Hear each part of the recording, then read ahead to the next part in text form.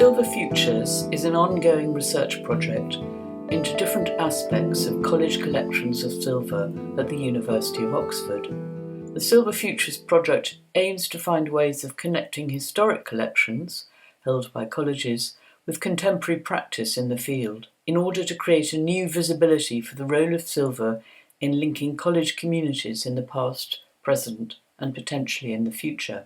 This research project is being developed as part of Hidden Objects Oxford, an occasional, informal curatorial research project founded in 2017 and supported by a group of independent and university curators and researchers based here in Oxford with an interest in contemporary art and design.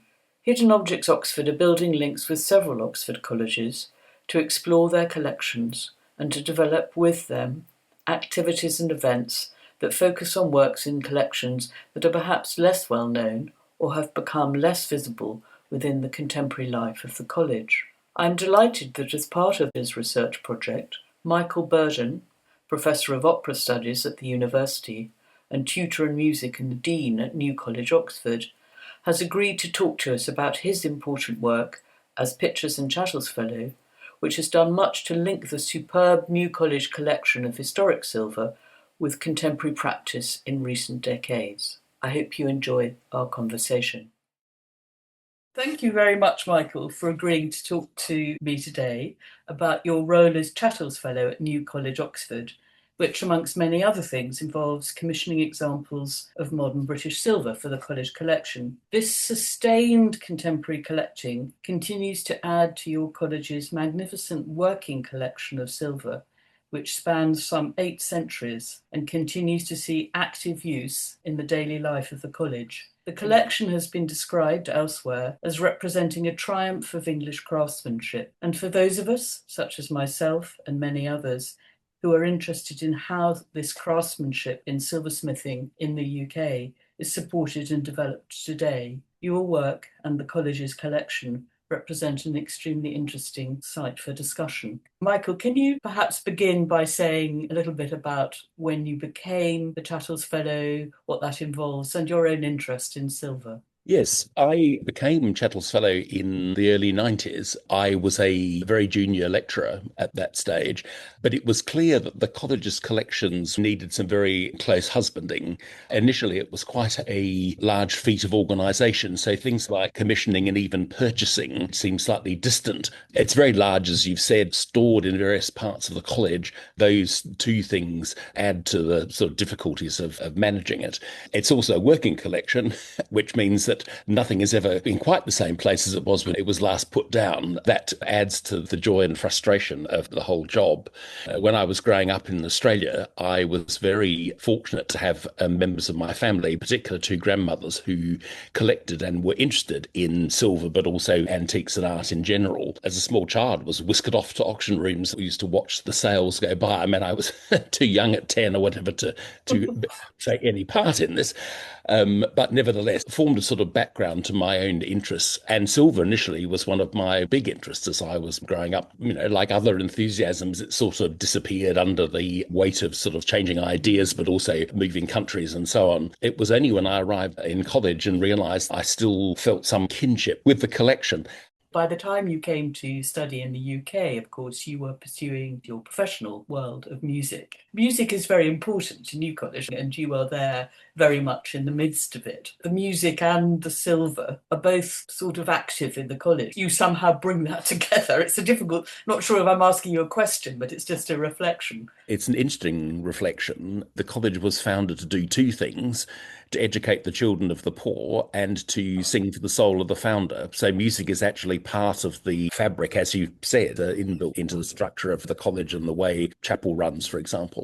I suppose the interrelationship between the two is that, in fact, both of them require an enormous number of aesthetic judgments. Does this work? Does it function? Is it any good? What sort of aesthetic qualities does it have? And they're the same sort of questions that one might ask of a piece of silver.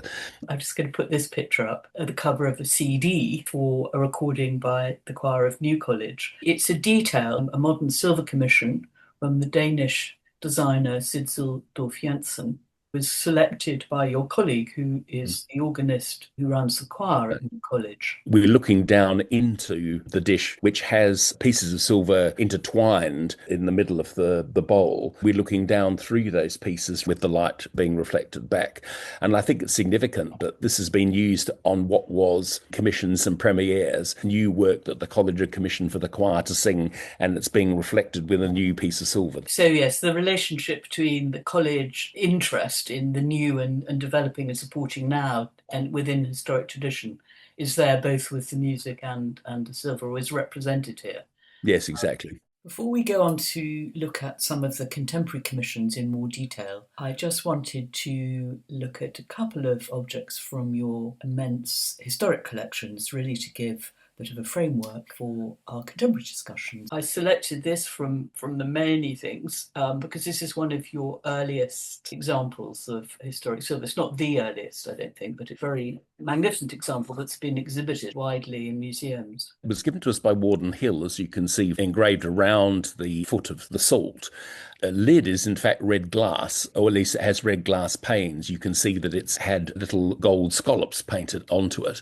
Like all salts, of course, it actually, actually has a very small area for the salt. The rest of it is pomp and display. This was lent to the Great Exhibition in Manchester in 1857 as a representative of Gothic art in England. The idea of sort of having that type of exhibition was fairly new at that stage, and it was something that I think represented, for me, something from the college's history that was seen as a measure of a particular movement in Britain, as an example of an important piece of British art.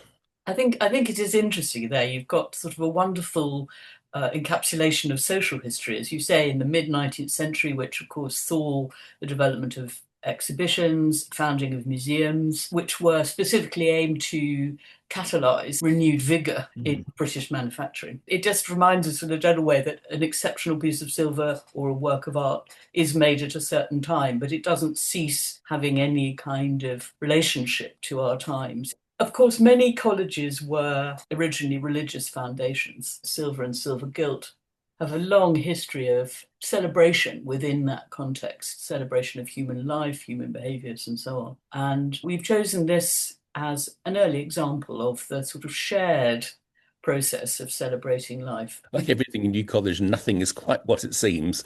The two chalices are of different dates. The patterns were made for the college in 1741 to go with them. We do have the rest of the 17th century altar silver. There are two extremely large flagons given to us in 1609 by Warden Reeves, and a very beautiful but not really fully explained alms dish from 1662, and then two smaller silver gilt alms dishes. It's interesting looking at them as a group of objects. Each of them is lovely, but almost none of them is now practical for use. Those sort of things has driven some of the notion of commissioning new things, in that we don't have things which now fulfill the function that they're required to do in the chapel. The thing with silver is it does have the capacity to be reused in every sense of that word. And I think that's one of the things that makes it fascinating art, as well as a craft in different senses. So we're now moving into the modern age, really. Post-1945, a very fruitful period with a lot of encouragement from organisations like the Goldsmiths Company in London under the late Graham Hughes. It was a sort of active push, and the Royal College of Art, of course, in London. And these commissions from the early 60s by the late Leslie Durbin are a wonderful example of modernising a tradition, if you like. Leslie Durbin did quite a lot of work in college. We're looking, of course, at a chalice and pattern, which was a college commission. The small candlesticks and the cross were a gift from Bishop Leslie Hunter, who commissioned them from Durbin for his own private chapel, but gave them to the college in memory of his son. So it's joined a big group of Durban silver, but in fact wasn't our commission. But interestingly, that particular axe head is the pattern that's been used for the extremely large cross and two candlesticks on the main altar. And I think it's interesting looking at the cross and candlesticks. You know, if one did a sort of blind dating with some of these images, whether one would set that in 1962. I think I could probably place the chalice fairly accurately, but mainly because of the style of the decoration round the stem. And it's partly also because I think those particular candlesticks and also our very large candlesticks aren't really the sort of work that one associates with Durban, unlike the chalice, which I think is a straightforward piece. This moves us on into the contemporary, the living silversmith. Rod Kelly, who trained in Birmingham and the Royal College of Art, one of our most distinguished modern silversmiths, particularly with the art of chasing. Chasing being, of course, the method of decorating the surface of silver by punching to create these very sort of fluid, quite soft forms. In recent years, he established a training ground for young silversmiths up in Shetland, somebody that has been an active part of your story. There's a sort of lovely link there. We'll start with the first commission in the late 1990s for this lavabo. We were given a number of sums of money as gifts to the chapel. We put all the money together and commissioned this. I was certainly put in touch with him, I think, by Helen Clifford. Helen and I went to Goldsmiths Hall and looked at the collection, and I saw something that he had chased there, and it had fish on it. I was looking vaguely at that point for someone to undertake this commission. The whole business of fish in relation to points in the Bible, sort of its relationship with nature. And then, of course, when I got in touch with Rod and said, would he do this? And I like the chasing and etc. And I said, I'd like some fish in it. And he said, oh, well, I'm an angler, so this is wonderful. The photograph doesn't quite do it justice in that, of course, it has some extremely small but wonderful little points of gold in the chasing. When you pour the water into the bowl itself, both the outer plain part but also the decorated center reflect light back up through the water, and it's a wonderful thing. It's a wonderful example of his work. Of course, we saw that image of him fabricating, making what then became this pair of autocrates. So a few years later, you're back with Rod again. One was an anonymous commission. We put it toward a water jug, then were able to find the funds to commission the wine jug, which is, I think, probably the one on the right. That was very close to the college's music and also, I suppose, memorialising, tying the commissioning to something that was happening in college. James Bowman, the countertenor, who died a couple of years ago, was a former member of college and also an honorary fellow. And he and two other countertenors had, in fact, done a big concert in Cambridge called The Three Countertenors. But then he said, oh, well, I've done it in Cambridge, I should do it here and we can put the money towards something or other. And of course, what we decided to do was that the other jug would be the result of that. So rather like the lavabo bowl itself, each piece has a college memory attached to it. Silver through time is chosen as a material through which to remember. Music and silver are definitely moving together through this conversation, Michael. So we move on a few years to this extraordinary. This is a large pattern. This was an anonymous donor who gave us the money for this. It was a very generous benefaction. At this point, the college chaplain was working with the trebles and the boys at New College School about the idea of making bread and what bread meant in the context of communion service. And this dish was made specifically for the trebles bread, which of course is much bigger than the wafers that one would use normally. It played a very particular role in some work that the chapel was doing at that point. Them making their own bread and breaking it as part of the service. The practicalities and the symbolic coming together. Wonderful. Final chapel commissions, I think, from Rod. The two chalices were commissioned from a very generous gift from Tony Mercer, an old member of college. They were hugely successful, both as objects, but also the reception in college was quite extraordinary. I'm not used to having the silver immediately taken to heart. They were illustrated on the cover of the New College Record for that year, and we got a lot of positive feedback from old members. The patterns came from the same generous but anonymous donor. It's hard to tell in the picture just how large they are, but the patterns are very heavy. They work very well as part of the whole set. College collections are private collections, but of course you are quite a large family. Rod's work is being made visible to wider group of people within the college. This really very recent Font Bowl Yes, this is wonderful.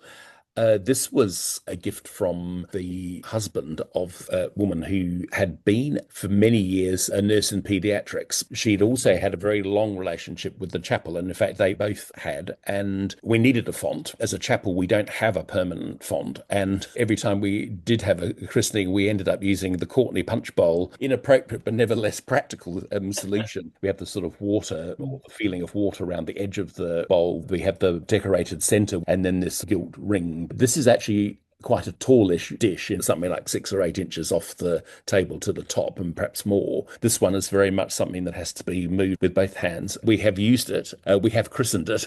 And one of the most heartwarming things about that was the number of people who then gathered around the table on which it was sitting afterwards to have a look. We're celebrating, the simple act of washing hands, baking bread, and, birth. These are very, very strong symbolic associations to the silver, beautifully realized here. And I was, again, you can imagine the light on this in, with water would be rather wonderful. And I was just thinking there about how, Rod spending time up in Shetland, and one of the things that people talk about in these northern places is the quality of light. Mm. Before we move on to other very rather different commissions, going back a few years, this is a millennial commission. It relates to your founder's jewel. That's right. This is a really wonderful thing. When I first started to look after the collection, I just thought, oh, well, it's a jewel and it's nice. And, we've got couple of bits missing, but, it's a wonderful, wonderful piece. And Helen Clifford gave a talk on it to, I think, a visiting group in college, and she showed this picture. And of course, it was the first time I'd really seen the figures of the Annunciation absolutely up close, and they're magnificent. It can be called the M jewel, it's the Annunciation jewel, or the Hyll jewel, Hyll. But of course, the college's real name is the College of St Mary of Winton in Oxford, commonly known as New College, is our full sort of designation. We're New College because we're newer college than Oriel, who is also St Mary's College, but has an Oriel window. It's as basic as that. When the millennium came round, I wanted to produce something substantial in terms of a medal or some other sort of object. We wanted also to be able to give it to donors and sell it to old members. So it could be struck in a number. I mean, I think also Yes, that's right. Rod has done coins and medals, has been part of his workshop Yes, that's activity. right. The M of the jewel appears on one side of the medal. On the other side, one of the Millennium projects was to restore the college's sundial. Originally, quite a substantial bronze was taken down that was about to fall off. So Harriet James, who's a sundial maker, created for us a new sundial in the same look of the old one. On this side, we have the sun up in the left, but we have the gnomon running right down the middle. And that is what our gnomon looks like. And we were able to use two little tricks in the whole process, because the sundial was able to have MM at the top, meaning, for the 2000, but it also had it upside down at the bottom of William of Wykeham, who is our founder. Very much a college piece, a collective college effort, if you like. This Kelly Commission is sort of in the fabric of the college in a different way, isn't it? Yes, it's outside the door of the library in the pavement. My hope when we put it there was that the buffing of everyone's shoes would keep it looking like this. Of course, it gets verdigris, so we had it cleaned a couple of times since it's been installed. It was commemorating 25 years. Yeah. The little arches, there are 7 of them, and these are Rod's representations of the 7 virtues, which might sound like a sort of slightly peculiar way if thinking of 25 years of women in college, but Chapel has a magnificent window, which is again part of everyone's psyche, and the 7 virtues run right across the bottom of the window. The idea was to take a new look how they might be represented. So again, that sort of link between the historic and the contemporary. Angela Cork, now our second modern silversmith, like Rod, she is actively involved in supporting the next generation. In this case, she's now the principal of Bishopsland Educational Trust, with which you've had quite a close association. In 2023, New College commissioned this fruit bowl from Angela. This was commemorating 40 years of women in college. It's not very large. It's not intended to be. It's a bowl for the dessert table, apricots and nuts and small things like that. Absolutely love the way she uses planes and form. The gilding here, the different sections reflect the light at night. Works very well as a piece. It's lovely. a good introduction, I think, to your finger bowl project, which now numbers 20 works commissioned over nearly a 25-year period. Silversmiths of different generations. The project came about, I suppose, for a number of reasons. I was looking for a way to have a series of small commissions. I was inspired by Mor Rabinovich's collection of fish slices. What interested me was the way that you could have someone's eye on the same type of object, but that object would have to be reinterpreted by that silversmith, by that artist. Being able to say to a silversmith, the finger bowl has to be 6 inches wide or 8 inches wide, and the decoration or the focus of the decoration needs to be inside the bowl, because we see these mainly at night, and therefore there's no point in decorating the side down to the table because we never see it. The idea is that you look into the bowl and you see the decoration. And of course, you see the decoration underwater. The water makes the object live, the movement of the water, and particularly the fact that the gilding reflects up through the water. As a small object, it makes quite a statement. Lucien's bowl, in fact, the bowl itself is rippled, and that simply adds to the effect that I've described. We're talking quite a lot about silver as a material of light. You tend to associate that more with glass. The properties it has as a metal to do that, Mm. is very beautifully reflected there. One longs to see them together, of course. Anyway, this is a selection. Lucien is still active. He's quite a he has a wide-ranging career, quite experimental. In fact, water comes into his work because he sometimes, inflates work and sort of distorts it with water. This is a more senior figure, Jane Short. Again, this beautiful movement, like with the Rod Kelly, as with the Lucien Taylor, that sense of water conveyed by the design. But enameling is Jane's great talent. Helen and I were asked to go to the V&A for a wine tasting being done by the Bottle Ticket Society, who were wanting to commission some bottle tickets. They invited 6 silversmiths along. Jane was one of them. I was very familiar with her work because the enameling I'd seen was just absolutely fabulous. And it has to be said, this finger bowl has to be used very sparingly and under very close supervision. It's one thing to drop a finger bowl, of which we have had at least one that had repairs, but dropping an piece of enamel actually is not quite of the same order. So we tend to be, as I say, restrained in our use of this one. When Jane was first setting out, she was given her first ever exhibition at the Oxford Gallery in Oxford's High Street. And this piece, which is in the Ashmolean, was commissioned. It says Vase for Valerie. Valerie Stewart was one of the founding directors of that gallery, and her particular interest was silver and jewellery. This lovely sense of movement, her use of colour, painterly way. It's lovely to see the sort of detail of this. But we're back again with a sort of senior generation. Michael Lloyd, as with Rod Kelly, he's one of our 2 master chasers. As with Rod Kelly, comes through Birmingham and the Royal College of Art. This has this wonderful chased tree in the bottom of it. It's quite a different form. More dish than bowl-like, which is not a criticism at all. In fact, it's this one is also a greatly loved piece. Yeah, I suppose what's lovely about the finger bowl collection, I mean, apart from it's as a collection, is you've got these sort of masters and emerging in different generations to the form, because here we have Rod himself with a finger bowl a few years later. Rod's taken the idea of the fish tails, which of course he knows I like, and the water. Again, that sort of sense of the light reflecting. When one's talking about the history of British silversmithing, one should never forget it is also an international history. There has been a little cohort of Japanese individuals who've come over to study, and Yamamoto is one, based in Wales. This one, of course, is a multi-surface. This is one that does reflect things extremely well. As with Rod, as with Michael Lloyd and others, Yamamoto talks about his interest in the natural world. He lives in a very rural area. Nature, I think, is also explored. We also talked about the shift from the very decorated surface of some very kind of ornate surfaces of early work. And here we have an influential European, originally from Germany, again came to study at the Royal College of Art. And this bowl, I think, was included in the Jowood Applied Arts Prize for Metal, which she won in that year. Yes, that's right. The bowl and I have a good history together. You can see round the bottom of it, there's sort of a black line. The edge of the bowl has a curved sort of edge, and it just sort of makes it sit slightly differently. The bottom, which is in fact curved, is scored. Those scorings pick up the light in this particular one.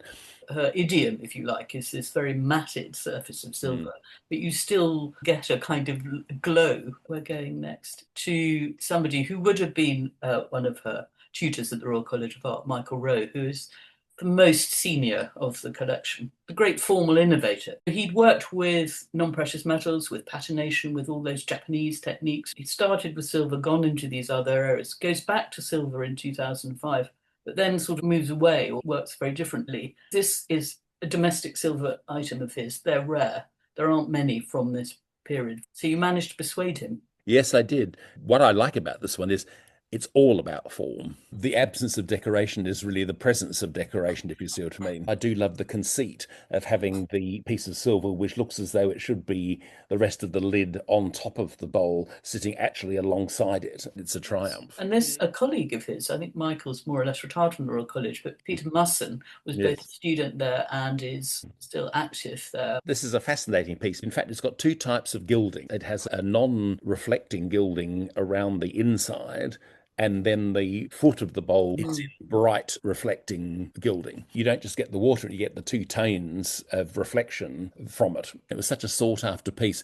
I think Peter was required by a client to make a salad bowl size version of this. It's had an effect which perhaps I think neither Peter or I had intended. This collection is a sort of technical lexicon too in visual form. So again, this muted surface of the silver, but this very different use of the gold in the interior. You can either take these as being tadpoles or thorns. I think this one really works with the water in it. Shoals of fish, and the movement is there. And this very different. It's very eye-catching when you see it alongside the rest of them. I have to say it's slightly difficult to actually wash one's fingers in a practical sense, but it works, of course. There's a sort of freedom. I mean, I think that's the other thing. Within the kind of broad structure of the brief, they're allowed to get on with it. But a number of silversmiths have been very keen that we sign off on the design, and I'm more than happy to discuss it with them.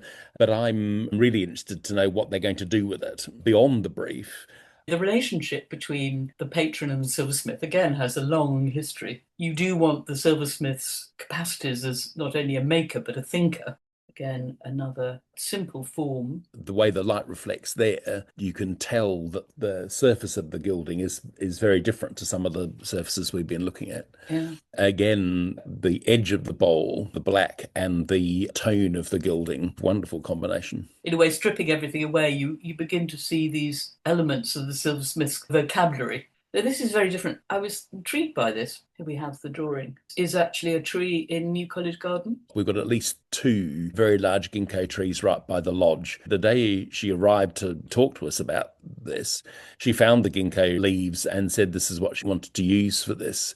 And so the actual form of the bowl with the scoring represents ginkgo leaves made formal. And then we have the actual ginkgo leaves. There's a little group of them there. So the bowl nods to the trees in two different ways. The contrast between the leaves in the group and the way the leaves are used to shape the dish is really part of its language. We have Peter Musson, who we met earlier with a finger bowl, with 5 of what is a growing collection of beakers. When the fellows retire from college, they give the college a piece of silver. We decided that we would suggest that they each commissioned a beaker. Yeah. And so Pete designed it for us. We're going to need sort of 24 of these, and we're not really very far on with this set at the moment. You have commissioned beakers through time. This is a completely separate project, which started out funded by Tony Mercer, the donor I mentioned in relation to the chalices. He and I went down to Bishopsland to talk about whether or not a beaker commission could be tied into sort of a Bishopsland graduation. And in the end, we decided not, really for practical reasons. However, beakers in this particular collection are always drawn from Bishopsland graduates. And this is a group of beakers designed to be used in one of our dining rooms called the panelled room, which only seats 18. So there will be 18 of these beakers, and then we'll have to stop. It's a lovely example of her work. Miriam Hanid, again, another Suffolk-based silversmith. Again, the movement, it's sort of interesting, isn't it? That surface animation. And our brief here, of course, is that, of course, you can put decoration on the outside since we actually get to see it, but we want the inside gilded because, of course, that's what you see at night. And this, really just using the hammer marks. to create the effect. And Angela Cork returns again. Characteristic is a form. In fact, the gilding in that is darker than the others, and you can see the contrast. It's I'm great. longing to get them all out and bring students along and talk about the art of gilding. And Abigail Brown again, who's based in Cornwall. So, Michael, we have travelled through a tiny proportion of your collection, but I think we have covered how commissioning modern silver has been part of New College life, and also how there's a sort of feedback loop, if you like, between the historic collections, the place that is New College, the use to which it's put. I'm going to ask you for a sort of final reflection. I mean, in 2025, silversmithing has been put on the red list, but we've seen 95% of them are still actively working successfully as silversmiths. So I think it's fair to say that it's not disappeared as a craft at all, because we've seen 3 generations through your collection who's still working. Mm. Would you have any comment on that? I've been surprised actually at the number of commissions that are around. Something like the Goldsmiths Fair, and you end up seeing a lot of work you might not have imagined was in fact was being undertaken. A general comment on our collection: the reality is it's an institutional collection. In essence, after the restoration in 1660, the collection becomes an investment. It becomes bullion. It becomes something that you melt down when you can't afford to it, and so that it has or had a utilitarian aspect to it. But the value then was in the bullion. The value now is usually in the aesthetic sort of shape of the object. I say that partly because we've been able to do what we have done because as an institution we have donors who are interested in giving money to memorialize members of their families or to mark a particular college event. And that forms part of the institutional history, which, as I mean, and you have said this, that in fact the history of the institution is basically written in the history of the plate. And we're very lucky to be able to have quite so much of it for so long and be able to see so many different sort of aspects from it. But it's a wonderful history because you have superb documentation. I mean, we've been name checking Helen Clifford, a very distinguished specialist curator of silver, who in 2004 produced for the Ashmolean an exhibition called A Treasured Inheritance. Yes. Which was 600 years of Oxford College silver. So that was, I think, a kind of a moment when this whole sort of extraordinary world was made more visible again for the first time in about 100 years. We lent a number of items to the exhibition. I think I'm right in saying, although I'm happy for happy for Helen to tell me I'm completely wrong, I'm fairly certain that the M Jewel was the oldest piece in the show. What was, I suppose, from my point of view, was more interesting. The last cabinet was devoted to modern silversmithing, and it had a set of tools and it had other sort of objects in it, including, in fact, one of the jugs for the chapel, and that was shown in the exhibition as being a modern work in progress. So in fact, it just had the handle, and then it had the unchased body of the jug in that cabinet. But it did actually emphasize the ongoing nature of the whole business, if I could call it that. I think listening to you discuss aspects of the collection and your modern commissions, what comes across to me is that it is the objects produced are active documents of relationships between human beings in different settings. And although it is an institutional collection, within that there are lots of activities, lots of and I think that's a role that silver still plays. Thank you so much, Michael, for all your time. Not at all.